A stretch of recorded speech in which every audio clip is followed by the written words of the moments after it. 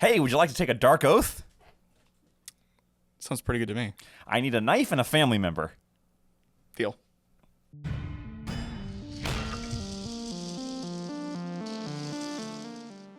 Hello and welcome to Miniatures Rundown. Today we're talking Age of Sigmar and the Darkoath Marauders. Well, the Darkoath. The Darkoath. Marauders are included. Including, yes. So, Darkoath are a sub-faction for Slaves to Darkness, kind of. Yep. Historically, they were one of the worst models in the game. Yes, very, very bad. And this is their big glow-up army box. They're a lot like the cultists-ish. They're like the barbarians. Yeah. Very Conan the Barbarian, especially the Warcry models. Yes. And these bunch of new models, fantastic, and I'm sure you're seeing, and some updates to old models, also fantastic.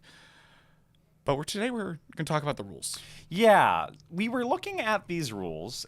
There's a nice free book. It's not free if you buy it in the army box, of course. Yeah, it's $200. But this is, this book is free online. Yes. That is very nice of Games Workshop to put these rules that are going to be useless in 2 months out free instead of... Yeah, I was going to start this with potentially the fastest rules from print to irrelevant, at least in Sigmar. Unfortunately, yeah, I was about to say, because Leagues of Votann still have that crown. That's true. Oh, we also have the end of the Dawnbringers. Dawnbringers. Yeah, We have one more Dawnbringers. book for Dawnbringers. Ding, ding, ding, ding. But anyway, the reason we were looking at this is that this book is I remember the word I was going to use for this. Okay. Is a microcosm, $10 word, of late edition rules bloat in a Warhammer game. I'm glad you didn't use that word earlier because I don't know what that means. A small example. This is a perfect encapsulation of everything. Wrong isn't necessarily the right word because these rules are not bad. They're not badly written. No, they're not badly They're written. just a lot. Yes. Because that's what happens late in Warhammer Games' life cycle, which unfortunately that life cycle is only 3 years. Yeah. Because to do new things, they have to keep tacking on new rules. Yep. And it's just very, very evident in this particular release. All 4 of these new data sheets have longer data sheets than Nagash does in the new edition. Yeah, you're right, especially the Wilderfiend. Except maybe the Chieftain. Maybe. Yeah. Because his is pretty short. It's because he doesn't have a, banner carrier and all that Right, stuff. which I guess we'll talk about that. So let's talk about the rules. The models, of course, we've talked about already. We gushed about this during the Sunday rundown. I think these models are all fantastic. This agree. is my book from They're my amazing. box that I'm buying. The Wilderfiend is one of my favorite models in a long time. You can play a Darkoath only army. I was going to say a Darkoath only mob, and that's not incorrect because these guys are not many points and they're not very tough. Yeah, if you want to buy like 4 of these boxes. I mean, if you were going to play Darkoath as a pure army, that might not be a bad idea, actually. Because guess what? You're going to run 3 Wilderfiends. Oh, yeah. You're insane. But we'll get to the Wilderfiend next. Let's start with the Darkoath Chieftain on Warsteed. Warsteed. Because there's already a Darkoath Chieftain. There's. Darkoath Chieftain on Warsteed. He is 125 points. Sorry, 110 points. He's a leader. He's a single. Blah, blah, blah. 12-inch movement, 7 wounds, 8 bravery, 5 up save. Yeah, barbarian. Yeah, he's not super tough. His weapon has 4 attacks, 3s and 3s, neg 1, 2 damage. He's also got a blade mask, which is the mask on the horse, by the way. Yeah. So he goes. So that mask is a weapon. It's those horse masks you can buy? It's a weaponized variant of one of those. Nice. Just put knives on the end of it. On the front. That it has 1 attack, 4s and 3s, neg 1, D3 damage. I hate when they do that. And you also get 3, extra attacks for Hooves. force. Yeah. He doesn't have any different build options. Yeah. Or he does have different visual build options, but he has no build options war gear wise. Yes. He always comes with his blade mask and iron shot hooves, and he's got a cursed weapon. Easy peasy. So he has a wonderful thing where he's got a +1 mortal on a modified 6 to hit. Yep. And that's in addition, which is great. In addition, not instead of. And only on the cursed weapon. Yes. So not on the yes. horsey. Yes, something they've done differently. You think the horse would be able to have a death blow as well? I mean, you think that horse is cursed. It's true. It looks like it. He's got a rule called Destined for Glory, sorry. When you pick a heroic action, you can either pick 2 different ones, or you can do heroic leadership twice. Yes, which is, I did look up the heroic actions for Slaves to Darkness in particular, and they are very good. They are, and heroic leadership particularly is very good. That's the heal. No, heroic leadership is the get an extra command point. Oh, right. The other one's the heal. Yeah. Yeah. Heroic leadership. So you can just get like. You can get 2 bonus command points on him. Yes. If nothing else. Yes. That's pretty strong. Age of Sigmar does not currently have the rule where you can only get 1 extra command point a phase. True. Or a turn. Yeah, like 40K does. tell that to a friend of the show, Sean, who takes the same mushroom guy that's like, free command point, free command point, free command point. He's playing Gloomspite Gets. What do you want from him? Good point. And then he's got Oath of the War Leader. And this is, I think, where I first started looking at these rules and going, this is a bit much. Yeah. Because every single one of these Darkoath units, except for the Wilder Fiend, because the Wilder Fiend is a Wilder Fiend because he failed an oath, has an oath. Yes. And the idea is that you complete that oath and get an in-game benefit. And all of them change your stats or give you something else. Mm-hmm. In his case, if this unit was the first friendly unit picked to fight in your combat phase, after it has fought, you fulfill your oath. And then once you fulfill your oath, every Darkoath mortal unit within 12 inches gets +1 to wound. Which does include him. Which does include him. Which makes his weapons wound on 2s, 2s, and 3s. Yep. It makes the main Darkoath Marauders wounds on 3s instead of 4s. +1 to wound is very, very good. Very strong. It's very rare, even in current Age of Sigmar. It's something they haven't doled out too much because it's it's very, very really good. The problem is that all of these oaths only affect one model who does it. Yep. And that's in addition to, if you play Slaves of Darkness, you know about the Eye of the Gods tracker, where you have to keep track of that. Which normally wouldn't be a problem, but all of these guys have to be undivided. Right. So you have to have the Eye of the God tracker. Because that's what the Undivideds do. Yes, yeah. All of these guys have the undivided keyword, by the way. Yes. So there's no making these Slanesh Darkoath. Yeah. That's not what Darkoath are. Darkoath are, many of them don't even know the true names of the gods. Yeah. They're just like, this is the god I sacrifice little Bobby to so I don't die of, Yeah. The plague. dysentery. Fair. Do you want to do the Wilder Fiend next? I think we should do the Wilder Fiend last, because he's kind of real stupid. All right. So let's go to the Marauders instead. Marauders got a nice glow up model-wise. Yeah. Oh, amazing. Rules-wise, they're not as dumb as they were. Sure. Their thing before was that they could run and charge in certain ways. Sure. And they were super, super cheap. They're still super cheap. They're 80 points a pop, which in Slaves of the Darkness is good. Yeah. Because that's cheap. For that, you get 6-inch movement, 6 bravery, 5 safe, and 1 wound. Yeah. Marauders. Very standard human profile, but 6-inch movement. Yeah. Which a lot of humans in Age of Sigmar have 5-inch movement. Sure. So a little bit faster. Yes. I got that muscle. You can choose between a Raider weapon or a Dark Iron Spear. And this is definitely something that's changing for the next edition. Yep, we already knew that. Because right now, they both get 2 attacks. They both wound on 4s. They have no rend, 1 damage. The Spear hits on 4s and gets 2-inch range. And the Raider weapon has 1-inch range but hits on 3s. Yep. So, meh. Yeah. Usually the longer range weapon's better in big units, and the smaller range weapon is better in small units. Right. Again, that's going to be on a waste unit soon. These guys are 10 to a unit. Currently, you could double reinforce them because they are a battle line. They're straight up battle line. Not even just in Darkoath. Like, they're battle line all the time. Yep. Worth noting, by the way, as far as range is concerned, these guys are on 28s. Interesting. Not on 25s. I figured they wouldn't be on 25s. I can't tell you the last new model that came on a 25 mil base, but I thought they'd be on 32s. I think that they're kind of leaving that for the bigger guys. Yeah, because the what are they called? Not Marauders, the Warriors. Yes. Yeah, the Warriors are on 32s. Yes. Which makes sense because they're chunky. Now, Darkoath also come with the requisite champion who gets +1 attack. Yeah. Standard bearer, if you have one of those, you get +1 bravery. And musician, the Doom Beater, who gets +1 charge when you have one. Yep. He really loves to beat that Doom. Puts them at bravery 7, which is better. And +1 to charge is good. Although +1 to charge is good. There's a weird thing with that. Yes. So they all have something called Glorious Death, which is when you're wholly within 12 of any Darkoath heroes, if you're slain, you basically have Thunderstrike. Yeah. But only when you're slain by a melee weapon. You explode. Yes. So Thunderstrike is you do a mortal on a 5-up when you die. It's kind of a side grade to fight when on death. Yeah. But it is funny that these guys basically have Thunderstrike. Yeah. Like Sigmar does. Haha, new but better. And then their Oath of the Marauder, you have to make an unmodified charge roll of 7-up. Yes. So that means unmodified. So you have to roll 7. Yes. Doesn't mean you have to actually move 7 inches. Correct. You just have to roll a 7 or more and make the move. and make the charge move. And when you do that, you get +1 to your rend for the rest of the battle. Yeah, +1 rend is great. And that's just something where it's kind of like, okay, so this Darkoath Marauder unit made their charge, so they have +1 to rend. Oh, these guys, though, I only rolled a 6, so they don't have +1 to rend. And you just have to, like... Yep. All the little tokens and such like that. And this unit is within 12 inches of a hero, so they explode, and this unit's not, so they don't explode. Right. Which, you know, to be fair, the Holy Within stuff I don't mind so much. Yeah. Because that's about hero placement. But it's just all of the it's scorekeeping. It's the bookkeeping. Bookkeeping. The bookkeeping, like the oaths, is what gets me more than the hero placement. Yeah, I understand. But it's yeah. just stacking on stacking on stacking. Yes. Speaking on stacking, Darkoath Fellow Riders, who are 125 points for 5 of them. They are battle line if your general is Darkoath. Okay. Which there's a couple different other Darkoath generals you could do. Yeah. You can do the Rider. You can also do, I think there's a Darkoath War Queen model. Yes. There's a few others. It's weird they didn't put those Darkoath in here.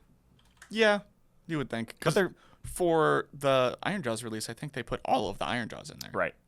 Anyway. So Fellow Riders, 12-inch movement, 2 wounds, 6 bravery, 5 up save. They either have a javelin or a broadsword. The javelin has a range attack, 4s and 4s, 1 rend, D3 damage. D3 is not bad. In melee, it's 2 attacks, 4s and 4s, neg 1, 1 damage. The range attack is 12 inches, by the way, which is decent. Also pretty good. Or you can trade both of those out for a broadsword, which has 3 attacks, 3s and 4s, neg 1, 1 damage. I think for these guys, you're almost always going to take the javelin. I would think so. It's for +1 to hit and 1 extra attack, but trade out for a ranged attack for D3 damage. That's pretty. If that was a 1 damage ranged attack, I would say it's pretty even. But a D3 damage attack's pretty good. Now, they also have a champion who gets +1 attack. They get a standard bearer who gets +1 bravery. They get a musician. This is just a hornblower. Not a doom beater. Not a doom beater. You can't beat on the horse. Watch me. Doom, doom, doom, doom. So they have a swift attacker's rule, which is they're -1 to hit with ranged weapons. Yeah, I looked at that and I was like, so you're telling me that the other things in the game that are also speed 12 are not as swift as these guys? It says they twist and turn in the saddle to not get hit. Oh. You ain't Neo from the Matrix. You're not dodging a bullet, son. Yeah, exactly. They also, if you ever charge something, if you are ever the target of Unleash Hell, only hits on modified 6s. So it turns into Overwatch. Basically. That's pretty good. That is normally, pretty sweet. Unleash Hell is only -1 to hit. Right. Which is, for some armies, not a problem. Right. So you could use this to tie up models in melee that you couldn't otherwise. And I could see Which that is probably what they're supposed to be for. being the reason for the broadsword. Yeah. Now, their oath, it's just finish a charge move within a ½ inch of an enemy unit that is more than 3 inches from any other units in your army. Okay. So charge in first. Yep, get there first. Right. Again, that looks like what they were designed to do. Right, or charge someone else. If you do that, you get +1 rend on your javelins or broadswords. Now, it does not worth noting that is rend for both the ranged and melee profile. Ooh. Because it's just the Marauder javelin. Nice. So it goes up to rend 2 on all of those. Rend 2 is pretty good. Much better. Yeah, those guys are pretty sweet for, what'd you say, 125 for the 5? Yeah. Okay. So 25 points a model. Even at -1 to hit, like we said, -1 to hit isn't much. Yeah. So, a unit of Thunderers or the Cities of Sigmar guys is just going to mow these guys. These guys are gone. But they're your skirmish harassment cavalry, which is something that Chaos doesn't really have. Right. Again, the rules by themselves, not super complicated. It's just this one had completed a charge, but this one did, but you're already within 3 inches. Yeah. This is just an advertisement for 4th edition. It is. But the true advertisement for 4th edition, and also my favorite model in this box. Yes, favorite mine model too. in a long time. The Darkoath Wilder Fiend. And all right, everybody, get your naps ready. Get your cup of coffee because it is absolute paragraphs of text. This has more text on it than the Nagash profile from the new edition. We're simplifying things. Yeah, good. I mean, it's like, but GW, you wouldn't have to simplify things if you weren't the one who complicated things. It's literally cut to the guy in the hot dog costume going, we're all trying to figure out who complicated Warhammer. I don't know who complicated our game, but we got to stop them. The lore behind these guys, by the way, I love it. First off, if you fail an oath, because it used to be that if you failed an oath, you turned into a chaos spawn. Yeah. kind of, but it was also like if you got too many mutations, you might be a chaos spawn. Yeah, that makes sense. Chaos spawn were just kind of like the chaos problems, chaos spawn. Yeah. But no, if you are a Darkoath, you basically, if you fail one of your oaths, you might be turned into a Wilder Fiend. So that's interesting because all of these don't. So the oaths on all the other models don't have downsides. Correct. So it's like, does that mean you failed your charge? I think it's more like implied over like, you know, you take a really big oath and fail it. Okay. Like they're kind of like chaos spawn in that, like, because they're not exiled like chaos spawn. Yeah. They stick around to protect their tribe. Okay. But to summon one, you have to sacrifice someone you care about. So that's why I made the joke about a knife and a family member. So they have 8-inch movement. They are 170 points, by the way. They're up there, but I've seen worse. 8-inch movement, 9 wounds, 8 bravery, and a 5-up save. 5-up save sucks. They're not... 9 wounds is, you know, good, but it's not that much. Right. Any dedicated damage unit is going to Oh, yeah. Pop it. shred this guy. In combat, he's got 2 profiles, both melee only. He's got his Flesh-Tearing Maw, 3 attacks, 3s and 3s, 2 rend, D3 damage. And you have to, like, do, like, they do is, like... Yeah. 3 attacks, 3s and 3s, 2 rend, D3 damage. Decent. Not bad. Yeah. Or 6 attacks, 4s and 3s, neg 1, 2 damage.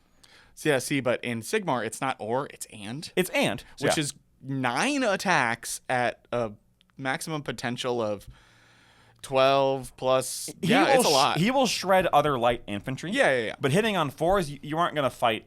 No, you're not going to take down a Maw Crusher. No. This is not a combat hero. Right. It's not a hero at all, actually. Yeah. This is just a monster. It's just a single monster. Oh, it is a monster? Well, it's okay. Okay, it's not a monster, so it doesn't get to do its stompy stomps. No, it does not get to... Sorry, I shouldn't have said monster. It's monstrous, but it's not a monster. Right. No, it has a single. Yeah. But he's not a hero in any way, so he can't be a leader. He's not a general. No artifacts. Yeah, I was going to say no artifacts on him. So he has his main mechanic is called Feed on Flesh.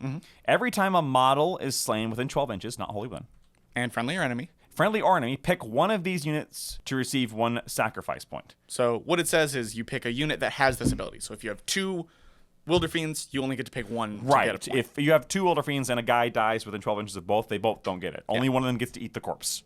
Fair. Which, you know, it makes sense. They're fighting over it, right? If the guy who died is a Darkoath, you get 2 sacrifice points. Yep. So you actually get more points for your own very expendable, very cheap, very weak guys. Isn't that weird? Getting blended. You get 2 sacrifice points. You can only have up to 6. And if you have 1 or more, you get to spend them on one of the following abilities, and then you lose all your sacrifice points. Yes, and you pick in your hero phase. Right. At the end of your hero phase, you roll a number of dice equal to the number of sacrifice points you have for each of these abilities. There's 3 abilities. Sorry, 4 abilities. So basically, the more dice you have, the better these abilities get. Yes. There's 4 of them. Eye of the Dark Patron. For every 5 up on one of those dice, pick 1 friendly mortal Darkoath unit wholly within 18 inches. Give them strike first. Yes. So that one, because it's on a 5-up, I feel like you want to do when you're like full. Right. Because having fights first on like 2 or 3 units is great, but like it's only on a 5-up, so it might not happen all the time. Right. And it is worth noting that he is not mortal. He cannot pick himself. Correct. Which is strange because he was mortal when he failed his thing. But anyway. Well, I mean, I think it's he kind of became immortal like a chaos spawn. Yeah. Like he's no longer mortal. He's a weird. Yeah. So yeah, that it should be mentioned that it cannot be put on him, and it's only on 5s. So meh. Yeah. That one's fine. I think it's very good. It's good. Strike but first is better in Sigmar than it is in 40k. And yeah, I get that because you always alternate. Right. Charging doesn't give you strike first. Right. But the fact that it's only on 5s mean that you really, really want to have all of your points, all of your sacrifice points, or you just might not get it. Yeah. Keep in mind, though, that is 3 dead Darkoath. It is 3. That's true. That is 3. And the Holy Within 18 is very generous. That's true. Mind Shroud. For each 4-up, pick 1 enemy unit within 12 inches, not wholly within, because usually enemy unit's not holy. Until the end of the turn, the unit cannot issue or receive commands. And that's in your hero phase that this happens? Yes. So for the whole turn, movement, everything. No commands. That's so good. That one is the good one, in my opinion. Because it's on 4s, so you got a 50-50 shot for each dice. So you really only need 2 of them. Yeah. It's just any enemy unit within 12 inches, so that can be Nagash, or it can be another unit of Marauders, whatever. I did have to read this twice. So it says you pick one of the abilities and then roll the dice. Yes. You don't like roll and see what you get. Right. We're not taking the World Eater's way out, or it's like I'm just gonna roll my dice and see what I want. Right. Sorry. Late edition rules bloat. That one's probably the one you're going to use a lot. Yeah. Because shutting down enemy commands, I mean, there's a reason the Horrorghast is the premier endless spell. Yeah. Right. Because it's like, hey, you don't get command points. Commands are a huge part of the game, and all of the books out, they're just getting more and more prevalent. Right. So being able to shut those down for an entire turn is nuts. Yes. Warping Balefire. That is for every 3-up, enemy unit within 18 inches gets immortal. You can pick the same. Yep. Unlike the other ones, you can pick the same one multiple times. That one, I think, is the one you're going to use the most just because the range is so long. It is.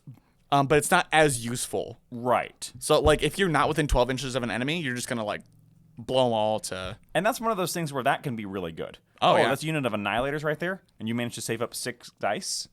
Boop. You're probably going to get 4 mortal wounds. Yep. Bang, bang, bang. Like, that's really good. Yeah. That's probably the best way he's going to actually do damage. Yeah, fair. Especially against some, like, high armor stuff. Because if he charges an Annihilator, he's not coming out of that fight winning. It's just going to smack him. Dark Might. For each 2-up, heal 1 wound allocated to this unit. Yes. In addition, for each 6, you can add 1 to this unit's wound characteristic for the rest of the battle. Yeah, I had to do a triple take on that. So, here's the thing. With only a 5-up save, you're probably not going to get chunked down much. No, I agree. You're probably going to get, you're going to get chunked. You're not going to get ticked down. Yeah. You're probably not going to get, like, ticking damage. You're probably going to go at once. Yeah. So, I don't know how useful this is for as far as that. And then fishing for 6s is, statistically you get 1 6 if you have 6 dice. Yeah. So not great, but increasing your wounds is so rare and powerful. Yeah. I think that is an end game. Like, you're coming down to the last turn. Your Wilder Fiend is almost dead, and you're like, and now he's mostly healed, and I have 2 extra wounds. Yeah. If you just really need to keep him alive for various reasons. The thing is, the reason I don't put too much stock into that one is because of the last bit here. Yeah. So there's 2 things. Number 1, he has Evil Aura, which is he is basically has Lone Operative. Yep. He cannot be. He's not visible outside of 12 inches. Yep. It's very similar to the Cruel Boys. Grin and Blades. So can't be shot by more than 12 inches away. Can't be spelled. Can't not in line of sight. That is insanely strong in my opinion. It's also the only thing keeping him remotely alive. Oh yeah, 100%. Because he's not a hero, so he doesn't get Lookout Sir. Right. So keep him away from the shooty guys, charge light melee guys. Right. And then Cursed Origins. This is the weird one. This is why I also don't care too much about the heals. Yeah. Because it actually doesn't matter too much. Each time a friendly Darkoath hero is slain, if any friendly Wilder Fiends have also been slain, you roll a dice. On a 2-up, pick 1 Wilder Fiend that has been slain and set it up again on the battlefield, wholly within 6 of a terrain feature or edge, more than 9 inches for all enemy units, no wounds allocated, and no sacrifice points. Designers note, the same unit can be returned to the battlefield multiple times during the battle. Now, losing your Darkoath hero is not necessarily a great thing. No. Because they do have a pretty good buff of +1 to wound. Mm-hmm. But this does kind of not punish you too much for charging your chieftain in and getting him murdered, because then if your Wilder Fiend gets murdered... Yeah. So I can see waves of this. I see the horsemen going in first because they have all the, like, get the first charge and blah, blah, blah.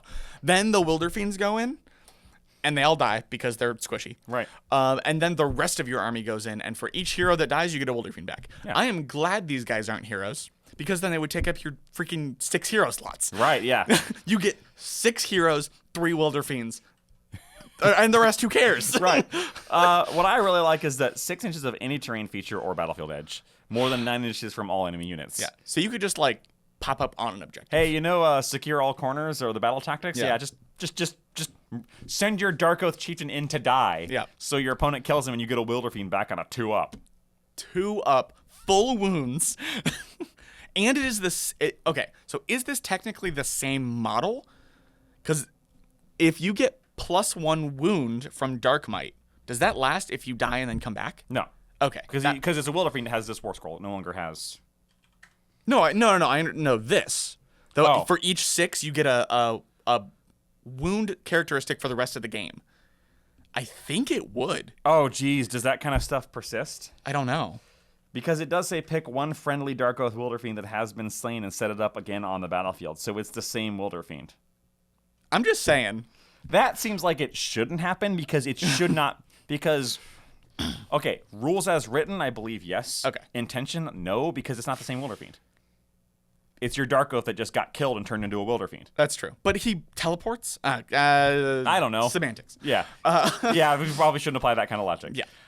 That seems like something not worth doing. Yeah, I know. I agree. But the question will come up at some it will. Some they need tournament to somewhere. FAQ that. Yeah. Or it's already in there and I just don't know where it is. That's true. So this is, first off, a great war scroll. Yeah. He's squishy, so he'll die easily, but man, does he have a great effect on the battlefield. He does a lot of stuff with the more than 12 inches away. I think he's going to be more durable than you expect. I expect him to be very durable 12 inches away. Yeah. He will not survive. Like, a unit of clan rats will kill him. I don't think they will.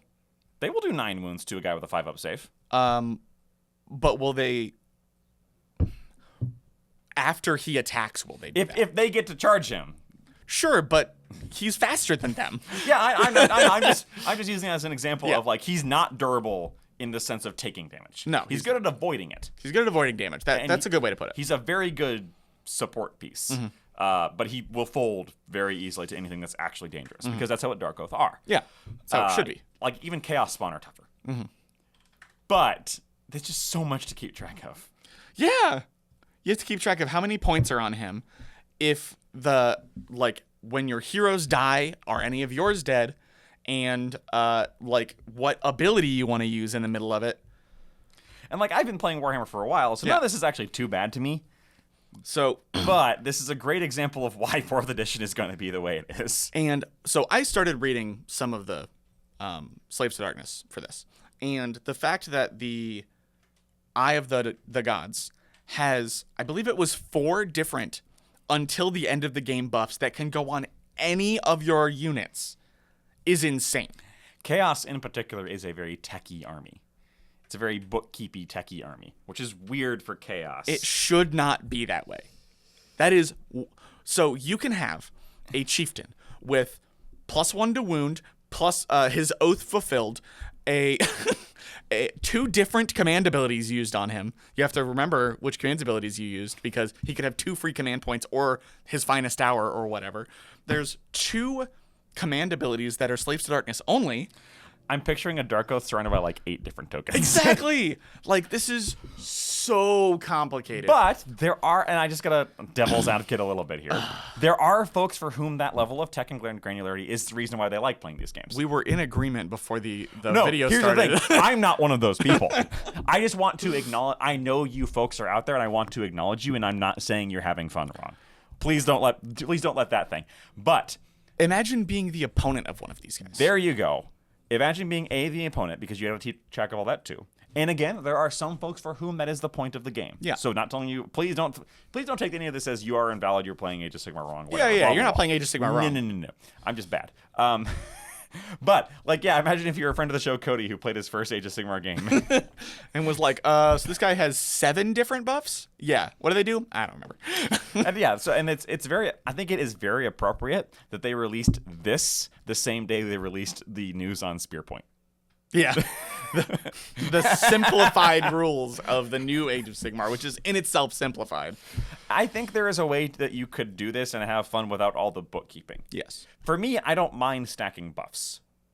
I don't mind stacking buffs either. What I don't like is stacking buffs that last the whole darn game or not the whole game and also need to be against other buffs that last for the phase, and there's our points. And it's per unit. If Right. it was if you complete this thing, your whole army gets something. Like the way that Slanesh does it with your depravity points or whatever. I could see that. Yeah. But where it's this unit has these 4 abilities and this unit only has 2 of those abilities. It does get a little weird. And I don't like that. That's our thesis statement. It gets a little weird. It gets a little... You know what? Chaos gets a little weird. Yeah, I mean, I guess it is fitting that this is for chaos. Yeah. Because it's chaotic as heck. I don't like... I could not imagine being the opponent of a pure Darkoath player. Well, first off, you're going to be playing a 6-hour game because they're pushing around 200 models. Yes, they're pushing around 200 models. They have way more money than I do because they bought all these new models, and they also must have a PhD. Clearly, they are a gentleman of leisure, and you are poor and Irish. So yeah, models are great. The rules in and of themselves are fine, but I feel like they complicated the crap out of this army. But you have to do something to give them. I know. In the olden days, Darkoath Marauders would have had one rule. It was advance and charge. Yep. That was it. They would have had Run screaming at your opponent. And is this better or worse? I don't know. It's where we are. It's where we are. And where we won't be for very long, because it is May 1st at time of recording, and we know pretty darn sure that this thing is going to be invalidated in July. Yeah. In July. Thank you, Orson Welles. So that's it from us today. Let us know below if you think we're completely wrong about these rules being a little too much. Yeah. Let me know if you also think that the Wilder Fiend is the best Chaos model that is out, only because the One Dragon Lady is not out yet. Fair. Until next time. Bye.